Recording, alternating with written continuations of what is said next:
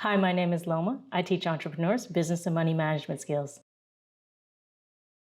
We're going to go over filing deadlines, payment deadlines, refund deadlines, extensions, estimated payments, and amendments. So let's get started. Generally speaking, all tax returns are due April 15th. The only time the due date changes is if the 15th falls on a weekend or on a holiday, and then it would be the following business day is when your tax return would be due. Now, if you don't think you'll be able to get your tax return filed by the deadline, you can file an extension. The extension will give you until October 15th. And again, if the 15th of October falls on a weekend or a holiday, it'll be the following business day. Now, this extension is only for filing your tax return. It does not give you an extension on making a payment if you owe taxes. The IRS is used to receiving their money upfront and ahead of time. For example, if you're a W-2 earner and you get a paycheck, you notice that they take taxes out of your check. That money that they take out is a prepayment of the taxes that you'll owe for the following tax year when you file. So, for example, we're looking at a 2021 tax return here because 2021 has just passed. But the entire year you were working in 2021, all of the tax that they took out was in preparation for this tax return that you're about to file. And again, you have until April 15th, or as I mentioned before, the following business day if it falls on a weekend or a holiday. It's important to note that if you think that you're going to end up owing any taxes, even if it's just $1, your deadline to make the payment is still April 15th. You cannot get an extension for the payment that you owe. You actually have to pay that, even if you haven't filed your tax return. So for example, if you know you made a lot of money and you are expecting to owe taxes, you have to go ahead and pay the IRS an estimated amount of what you think that you'll owe by April 15th. If you don't, they're gonna hit you with a penalty for paying late. They're gonna hit you with interest. They're going to hit you with all sorts of fees if you don't pay by April 15th. So it's really important. If you owe taxes or if you even think that you're going to owe taxes, you need to go ahead and make that payment. Understand that if you do end up overpaying, they will refund the difference after you've submitted your tax return and they've had a chance to process it. But if you underpay the IRS and you don't pay enough, for example, if you owed $200 and you only paid them $100, they're going to hit you with a penalty for the $100 that you were short. And you don't want that. You'll get hit again with penalties and interest on that amount. Another rule that's important to know about is if your tax bill ends up being $1,000 or more, you're going to get hit with another penalty fee. The IRS doesn't like for anybody to owe them more than $1,000 when they file their tax return. If you end up owing more than $1,000, that's when the IRS is going to expect for you to start filing estimated taxes. Estimated payments and quarterly payments are the same thing. If you do owe estimated payments, your payments are due April 15th, June 15th, September 15th, and January 15th. And when you file your tax return, you would enter those amounts and dates so that you can get credit towards your overall bill. If for your situation, this is your first time owing $1,000 or more, when you're filing your tax return and you get to that part, the software is going to help you maneuver through the possibility of getting the penalty waived. But if you're one of the lucky ones that get a refund every year, then this does not apply to you.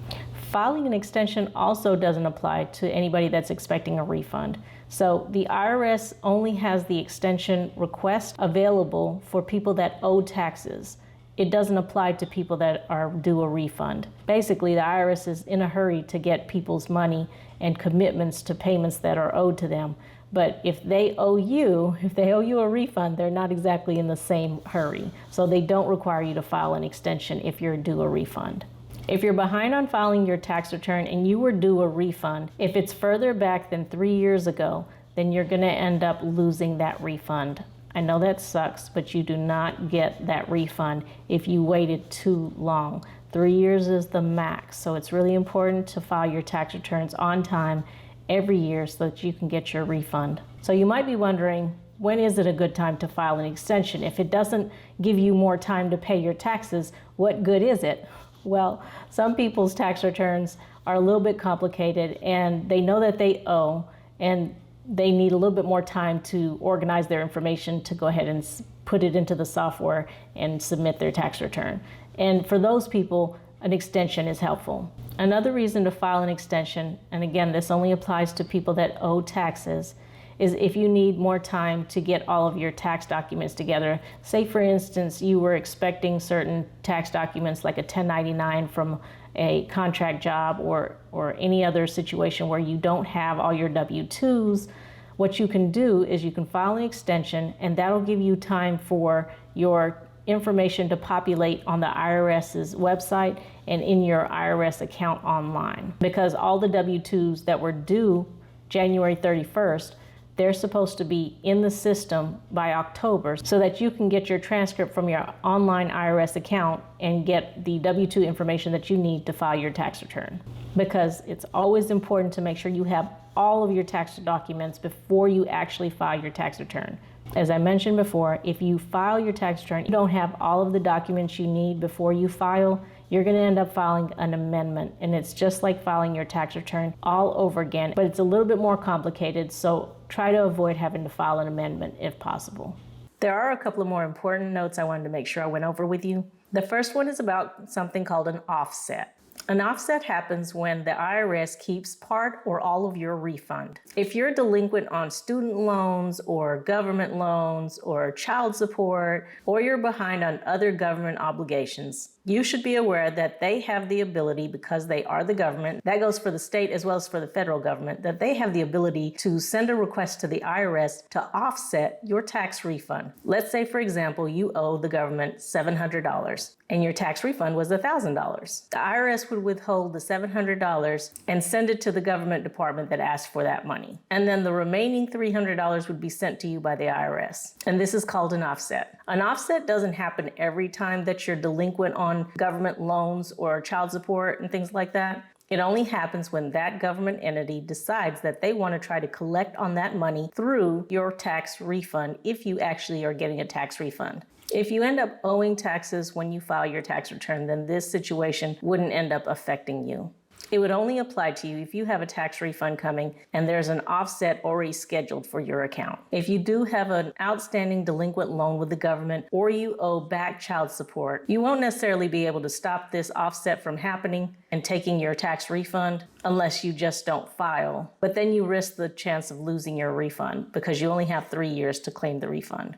So I wouldn't necessarily say you should not file just because there's an offset against you. The way to find out if there's an offset against your account, all you have to do is call the U.S. Treasury. When you call this number, follow the prompts for finding out if you have an offset. You won't have to speak to a person, it's all automated. They'll let you know who you owe, and they'll provide you the contact information to reach out to them. If an offset has been scheduled, the only thing you can do is contact that department that ordered the offset in the first place and see if you can work something out and have them remove that offset, because it's not going to go away. When you owe the government, you got to pay them.